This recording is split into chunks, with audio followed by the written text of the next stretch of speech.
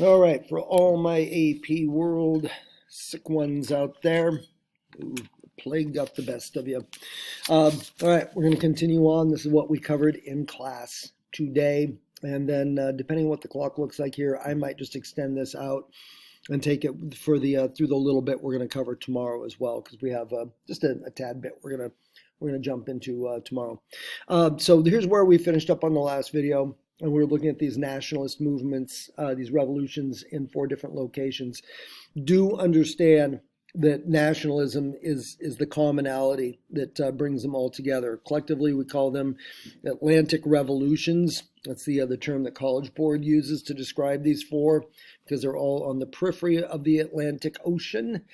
But they're all nationalist movements. Okay, they are all born out of people who feel that unity with each other. They feel that connection either through language, religion, culture, history, traditions, and that's what powers a lot of these revolutions. Whether they were successful ones or whether they ended up with like our Creole revolutions, where it's a little here, a little there. All right. Okay. So today we're going to be moving on into the world of unification to begin. All right. And unification, the term itself is just the idea of taking a bunch of parts and unifying it, bring it all together to create a new single whole. All right. And we will look at Italy and Germany, because both of them are perfect examples of territories that were not countries. They were not nations prior to what our time frame is here in the 19th century. And so what you would find if you went to where present day Germany is, or present day Italy back then, is a collection of states or kingdoms that all operated independently and had nothing really connecting them together. Nevertheless, a lot of these separate states or kingdoms had a lot of the hallmarks of what we talk about with nationalism. There was the same language. There was shared, religion that went across the boundaries of all these different little states and kingdoms. There was the traditions, the customs. They were politically divided, but culturally and historically, there's similarity, and that's what's going to make the unification of these 2 countries be successful. Okay, so just again, we talked about in class today. Nationalism is a big concept that College Board will, no doubt, I do not know exactly how, but they will be bringing this up on the AP test in some way, shape, or form. And so really understanding this concept of nationalism and all the different ways that it plays out, we really want to do that. Those of you that had me an AP hug, you recognize the centripetal word there. World studies folks, you do not. Centripetal force is any kind of force that brings something together. And when we're using it in a social studies context rather than a science context, centripetal force are actions, situations, conditions that bring people together. And specifically, usually in our case here, to create new nations. Okay, what unifies them is a sense of nationalism. And typically what they want out of that nationalism and out of that force is to, in effect, birth a new country. All right. And so what we're going to see is the rise of what we refer to as nation states. And this is another term that got thrown into the mix last year in AP Human Geography. A nation state is, if we look at the modern context of it, a country that usually has a lot of variety and diversity in its population. It may be cultural, it may be linguistic, it may be traditions, it may be ethnic or racial. The United States is an example of a nation state. Okay, we have our central government, we have all of our individual states that kind of do their own thing, and we're a multicultural country. And so you have that aspect of it too. That's where we get that concept of nation states. And both Italy and Germany will be described that same way. So we'll start out with Italian unification, all right? And if you look at the map over there on the left side, you'll see that Italy is all split up in these different colors. Those colors represent different kingdoms. And And so, while there's not a ton of them, nevertheless, these kingdoms all saw themselves as being their own kind of basically independent states with their own powers, their own governments, that sort of thing. All right.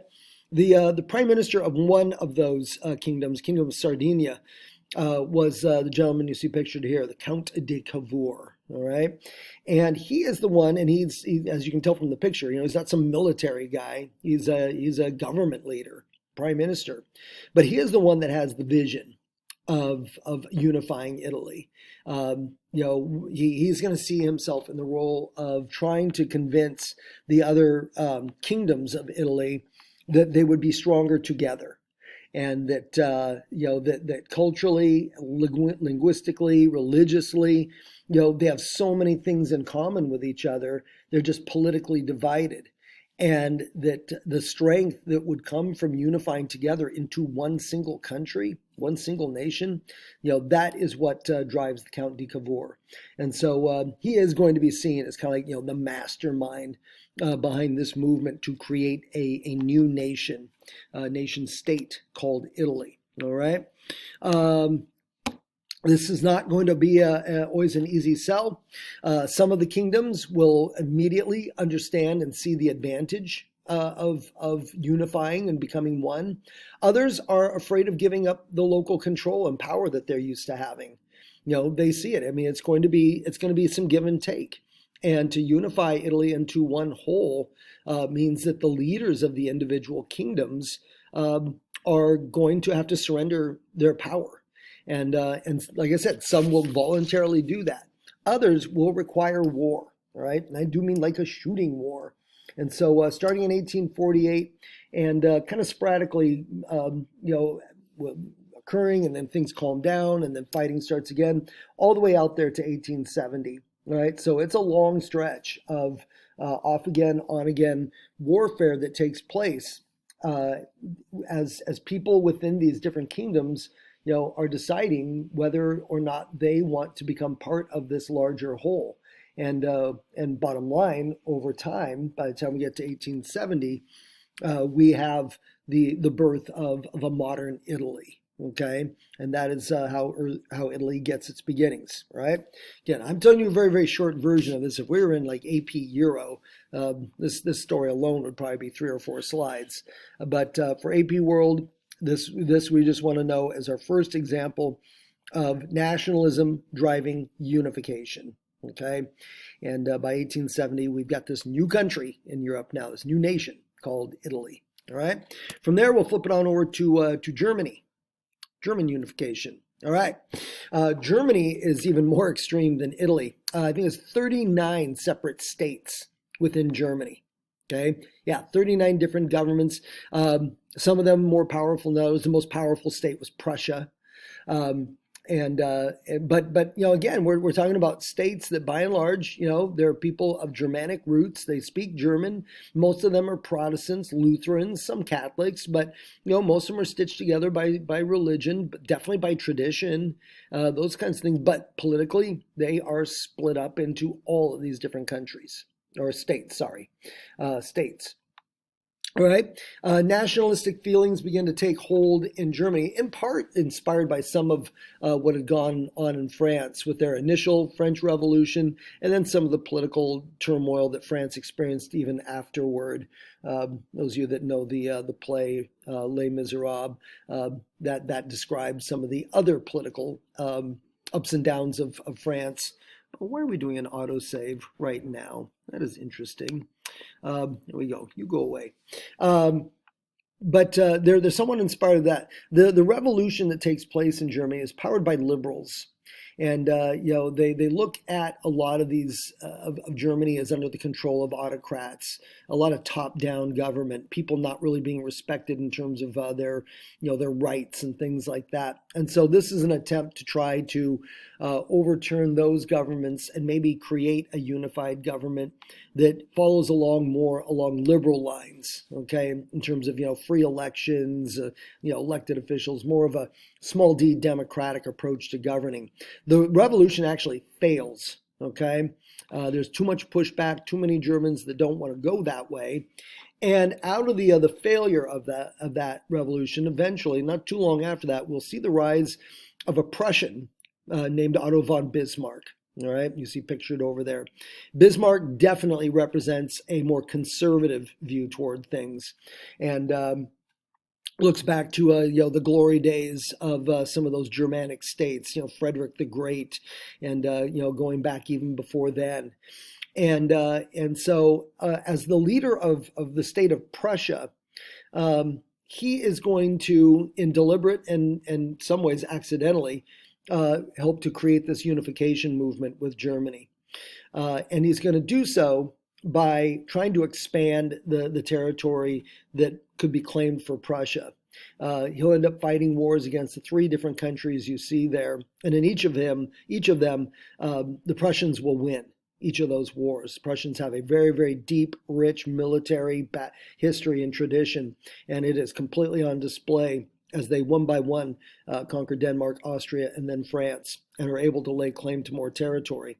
As they're going through this process, other states in Germany want to be part of this. They want to be part of the success. They want to be part of, kind of being with the winning side here. And so you're going to have this unification process begin, where they want to create political connections to Prussia, and it grows from there, and will eventually result in a single nation, Germany. Right. Before I get to that, though, let's talk about that word realpolitik that you see above Bismarck's head. His helmet with that pointy tip on it. Matter of fact, one of those things you can always tell about Otto von Bismarck. Yeah, he's a leader, but he's always in uniform. Very, very heavy strain of militarism that runs through his form of leadership. Realpolitik, I don't know. Some historians will talk about the use of this with de Cavour up in Italy. But I think the term realpolitik, the way you see it there, is German and is attributed to Bismarck. And what it is a reference to governing to reflect the real world that you live in. Okay? Just the other day we were talking about those utopian socialists and this school of thought that talks about, trying to create this perfect world and, everything, everyone's rights are respected and, rainbows and unicorns day in and day out, creating this world that probably is so perfect it's not even possible. All right, Bismarck comes from a different direction, and his take on the world is that forget about all that goodness. The world is a hard, cruel place, and for nations that show weakness, they're going to be gobbled up by the stronger nations. And so it is a responsibility of leaders to do everything in their power to exude strength, to take steps to increase strength.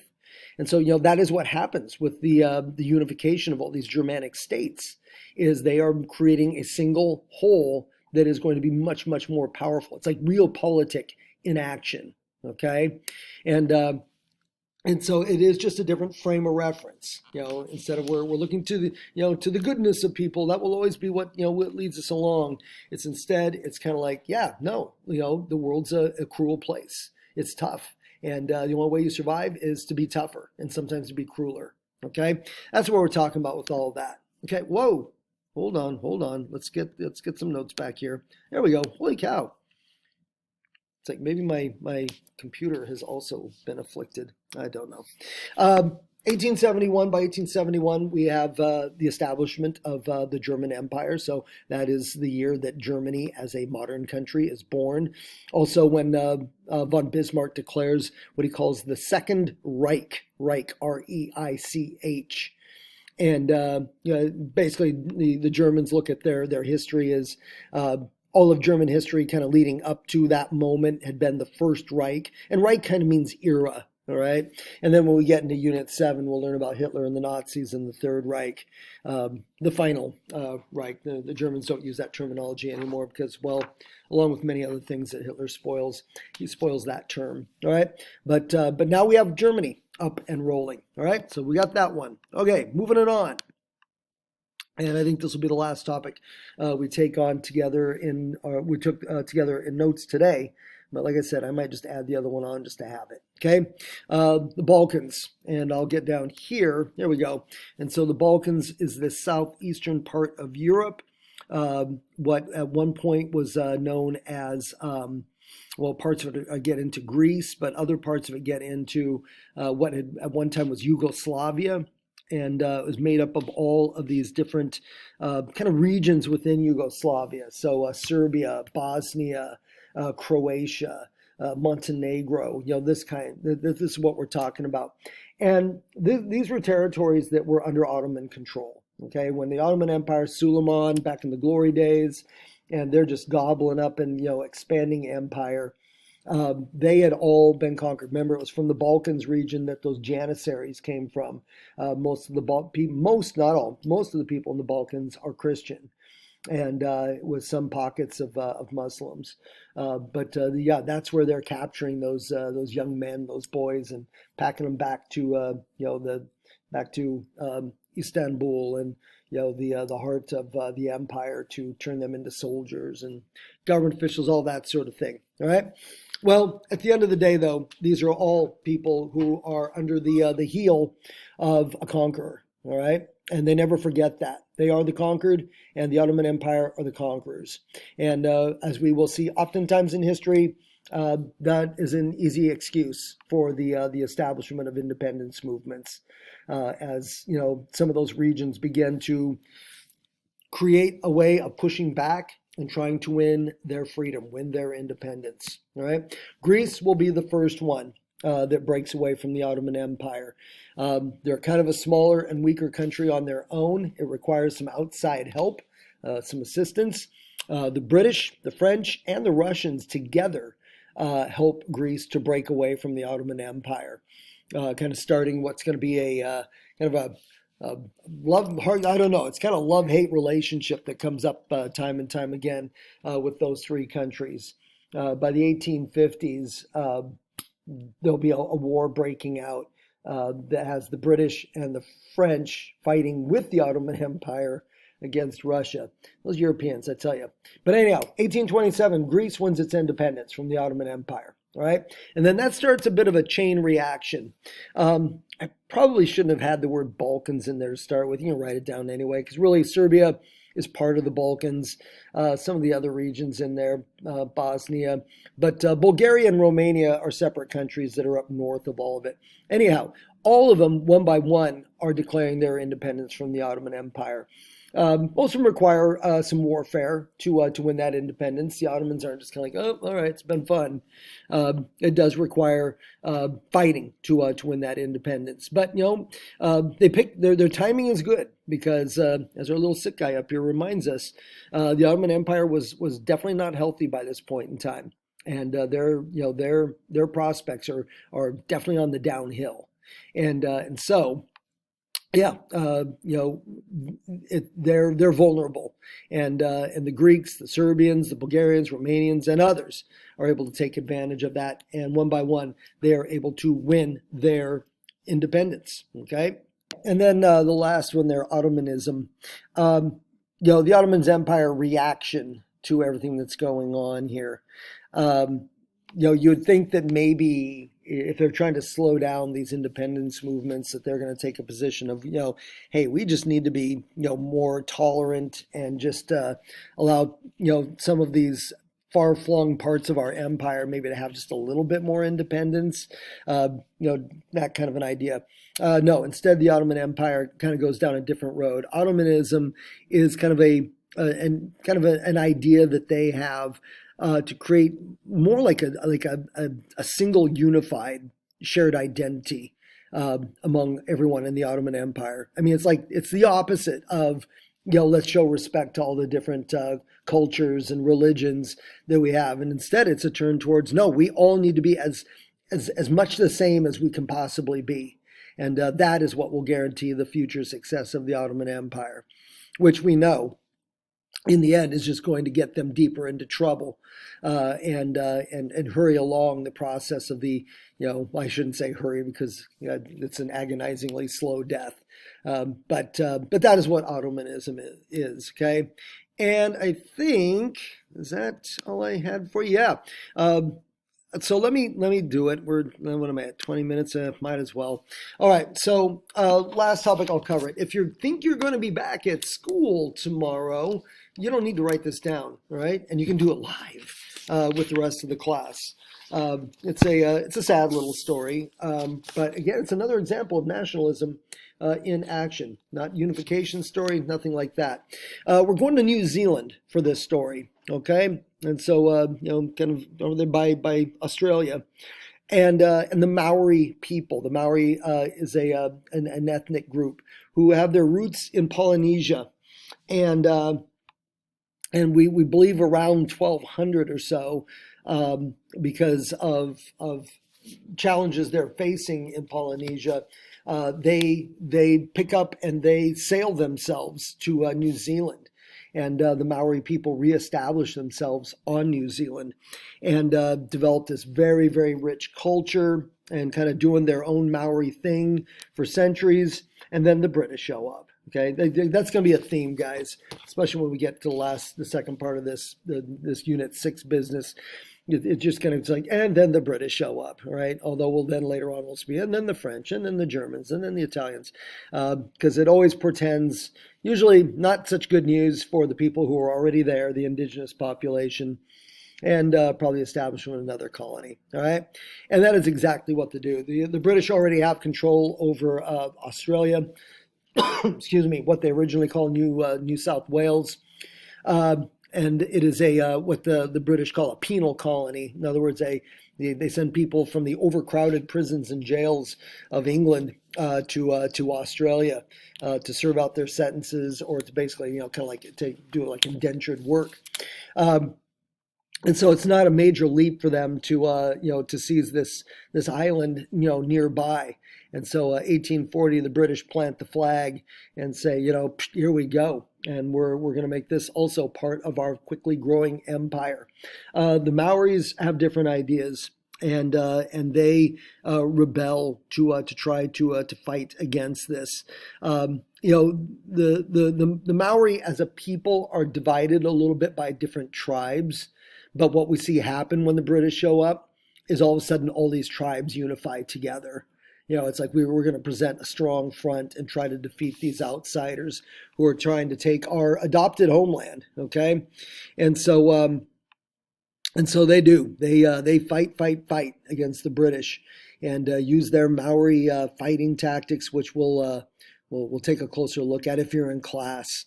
I'll take a closer look at that in class. I really can't do it with you here on the video, but in the end, you have a peoples who are technologically pretty disadvantaged compared to what the British are bringing militarily in their fight to establish dominance over the Maori in New Zealand.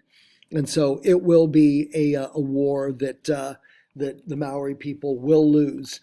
And by 1870, the Union Jack, the British flag, is flying over all of New Zealand, and it's in part it's just that overpowering technological advance that the Europeans have, and it is also a little bit of, in some cases, the Maori tribes not staying as unified as they could be. You end up with a little bit of some infighting that contributes to their defeat. All right.